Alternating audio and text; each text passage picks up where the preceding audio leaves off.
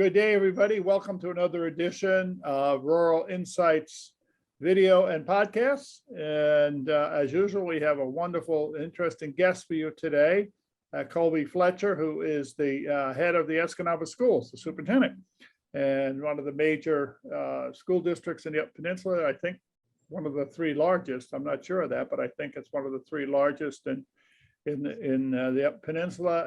And we all know nationally and in our state and the UP, the challenges that educators like Superintendent Fletcher are going through. So this will be a very interesting. So welcome very much. Glad you're here. So tell us a little bit about you. Tell us where you're from and how you got to Escanaba. Okay, well, that's kind of a long story. But it always is. It always is. I'll give you a little information. I made a little bit of a journey to the Upper Peninsula. I am originally from Odessa, Texas. Oh, wow. Yeah, so, if you think Friday Night Lights, that book was actually written while I was in high school. Oh, wow. It was, but I went to the other high school. So I think the only time we appear in the book is when we're getting beat. I'm not sure, but I grew up in Odessa at that time. I was born and raised there, actually, and did college at Brigham Young University, and then moved back to Texas to start my teaching career, and taught there for about a decade, doing mainly French. And then I know it's a little different. I like that. That's great. So I did French and then became an administrator. I started my career there and was a high school principal in Texas as well, in a small community in North Texas, kind of by the Red River. And got a call one day. I had published an article on Dropout Prevention and Recovery program that we ran and done some presentations, and a company that was doing an executive search for a high school in Southwest Michigan in Battle Creek said, hey, why don't we fly you up? You can look at a job. And so my wife and I flew up and liked it. And I took the job and then started doctoral work at Michigan State University and bumped up to East Lansing High School as the principal there for a few years. And then when I graduated, we started looking hard for superintendent positions.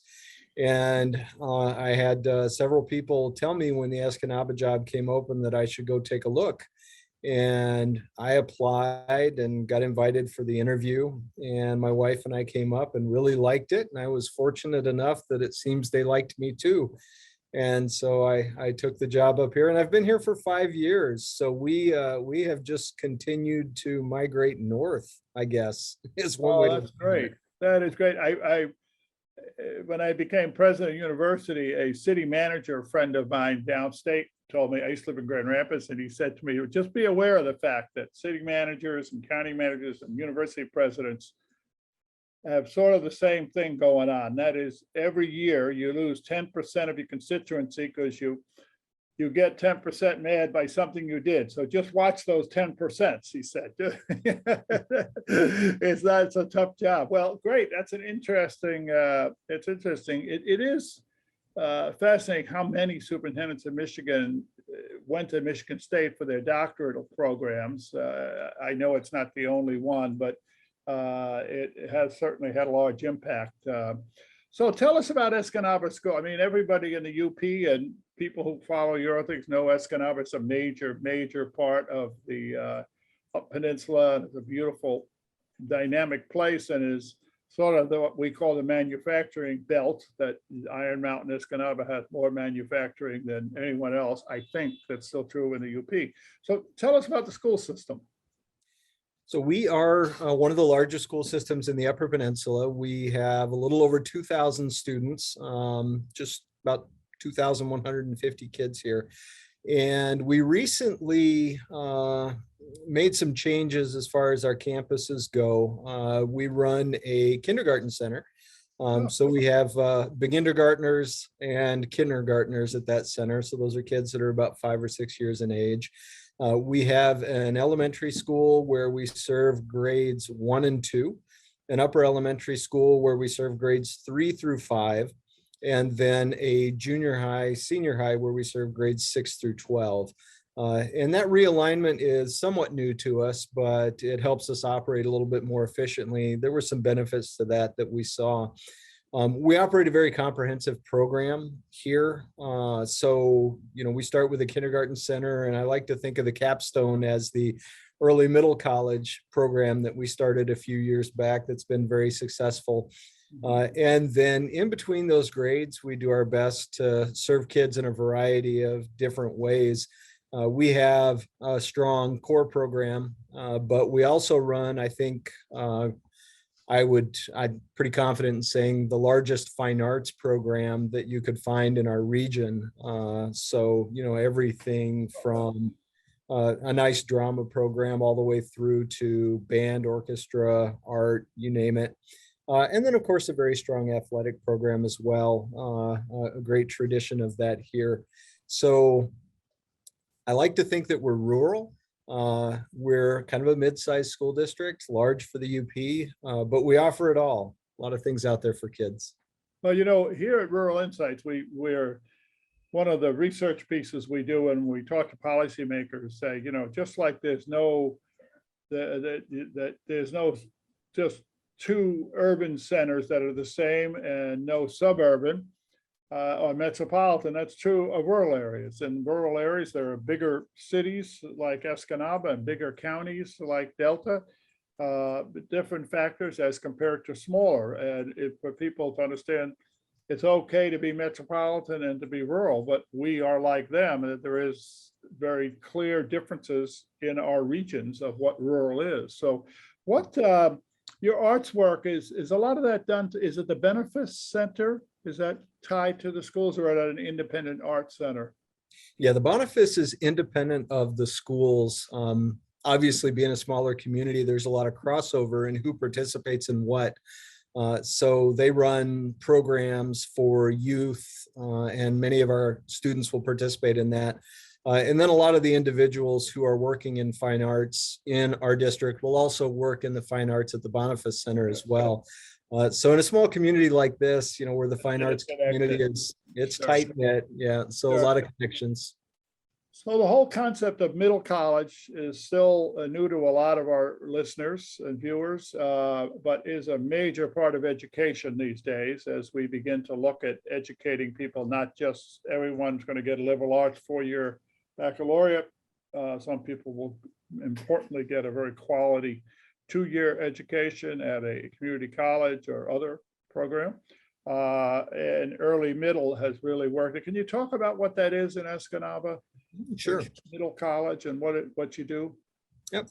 So in general, the overall purpose of an early middle college type program is to start students while they're still in high school and develop what you might think of as a 5-year program. So typically kids go through high school in 4 years, 9th through 12th grade. With the early middle college, we tack on a 13th year.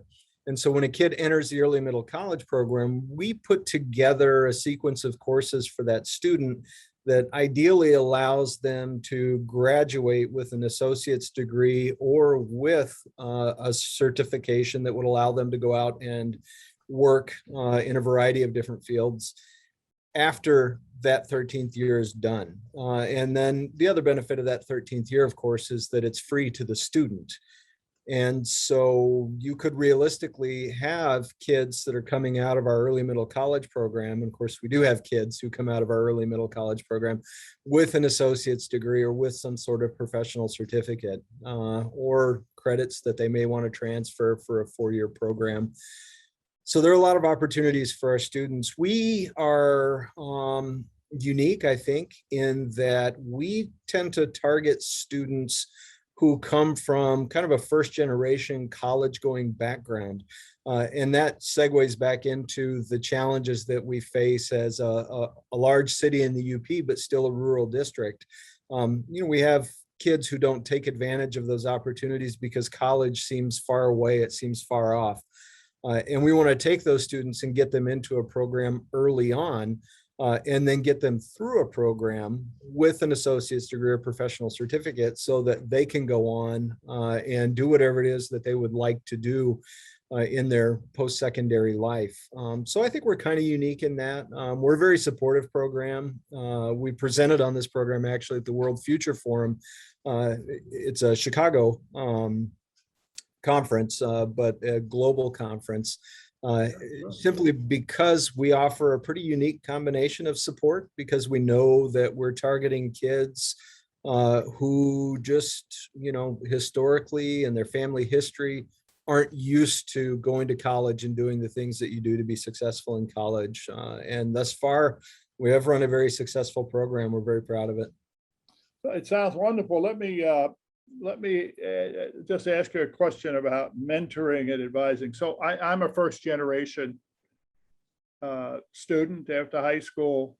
No one of I'm the first member of my family to go to college. It's definition of first generation.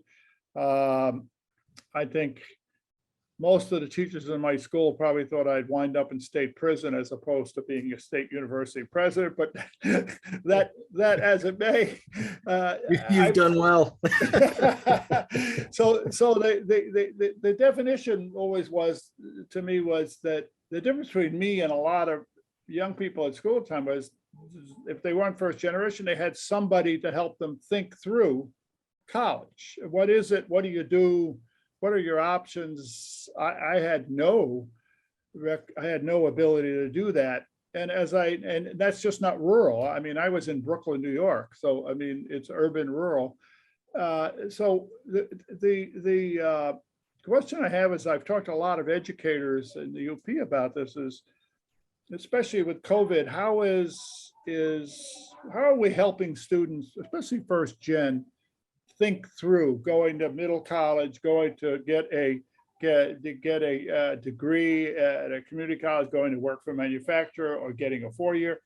How do you help that to do that for young people in your district? The first thing we do is we really work to aggressively educate the kids on the opportunity that's available. And so we start very early on with them, typically as soon as they enter 9th grade, and usually even before, because it's convenient for us. We have 6th through 12th grade on a single campus. And so we do literally go in and talk to these students about the early middle college program and the benefits of the program. And so really what we want to do there is initial interest, draw them in. Once we have that, we'll start meeting with families as well. And then when a kid makes a commitment to the early middle college program, we really start the support right away. So we knew when we started this program that we were going to have levels of support beyond which you might normally expect. So we actually hired somebody to coordinate this program for us. And to serve as the primary support to kids, but also a liaison to Bay College, which is our partner, so that nobody really could fall through the gap. So a kid comes into the early middle college program, and the very first thing we do is we actually create a 5-year plan for them. So they're going to meet with our program coordinator, and they're going to say, hey, these are my interests. This is what I'd like to think about studying. We're going to plan out the rest of their high school career, and we're also going to plan out the start of their college career. And we're going to mesh those two so that they come out after that 13th year with either the associate's degree or the professional certification. But then in addition to that, and in particular, once a kid starts that 13th year, they're no longer on our campus. We don't get them full time. And so what this individual does is follow up with all of these students on a regular basis, typically biweekly. And coming into this, we did our research. We looked at which students tended to be able to kind of go through without any issues. What were the characteristics of students who tended to face some challenges? And so we look at every student initially when they come in, and we say, hey, this student meets the criteria for somebody who needs additional support. So we don't wait for something to happen. We just automatically start giving that. And so between all of the regular follow-up on our end, and then the communication that we have with Bay College on their end, we just don't have students who fall through the cracks. If the student is not experiencing success in a class, we find out about it right away. and we start intervening right away. So I can tell you typically every year we have students who go through that program who are homeless. And we have never, in the years that we've operated the program, lost a homeless student through this program. They've all finished out the 13th year. So I think that's kind of indicative of what we do as a district. I guess what I'd say by that is we really put our money where our mouths are. We said these are the type of kids that, you know, we really want to work with, and this is the level of support we want to provide them. And so we built a program that does that from day one. I mean, that's very impressive. I mean, I think for all of us have been young men and women. You know, if you don't have a family member and you don't have a mentor, so having somebody in the school system do that with you makes a huge difference. It would have for me, and I was just lucky I didn't wind up in the state prison system. So the other thing I'm fascinated by is your article. I also saw the material I got from Scott on your dropout prevention. What do you do to prevent dropout in the Escanaba schools? That's another, you talk about homeless, we talk about, you know, severe poverty, mental health issues. These all add to the dropout problem. Can you talk about that a little bit? Mm-hmm. Yeah, you've got to, when you're looking at a student who may be a potential dropout, you're typically looking at a student who does experience poverty. You're looking at a student who may have a fairly precarious family situation. You know, a lot of those issues just kind of come in a basket. And you can identify who those students are and then build a system of support for those kids. So you're looking at supporting them in a variety of ways. A lot of people think that, you know, being a dropout just means that you failed, that you were unsuccessful grade-wise. And that's not the case, right? The grades are just kind of the manifestation of all the other things that are going on in a student's life. And so you've got to prepare something that helps those students deal with what's going on in their lives. And then typically, if you can do that, you start working on the academics and the grades follow. So what we did as a district was several things. You know, we built, I guess, what you in the lingo would call a multi-tiered system of support. That is to say, we looked at how do we support everybody? And then when something isn't working with a student, how do we move them up to the next level and give them more individual support based on their needs? And then for students that doesn't work with, how do we give them very intensive supports? And so when we did it, we started kind of with a foundational piece. And as a district, we decided that, you know, the best way to do that would be to teach the kids some skills that they would need in order to self-regulate and then in order to work interpersonally and collaborate. So we actually went with the 7 Habits of Highly Effective People. We work with Franklin Covey. So a lot of people that are in the professional world will kind of know where we're going with that. And all of our kids, starting with our 5-year-old students, receive instruction in the 7 Habits of Highly Effective People. So it gives us a nice common language, a nice climate culture piece for our students that helps them build skills that are going to help them not only in school, but also outside of school and after they get done with their K-12 education. But then in addition to that, we provided some basic training to all of our staff to help with some of the more intensive needs. So all of our staff have received training in what's called the Handle with Care protocol. So what do, you know, when you're dealing with a student who may be having an outburst or who may be experiencing difficulty because of things that are going on outside of school? And then along with that, we train all our staff in trauma-informed schools so that they understand better how to deal with students who may have experienced trauma. So that sort of is a foundational piece for us. Those are things that everybody gets. And then in addition to that, I think we may be the only school in the UP that employs our own social workers and provides a social worker to each campus. So every campus we run has a dedicated social worker who works with students. Then in addition to that, we provide behavioral interventionists, or we may call them at-risk coordinators. These are people who work with teachers proactively and students proactively, those kids that may need a little bit more attention, that may need actually that mentor in their life to kind of help them do school and be successful here.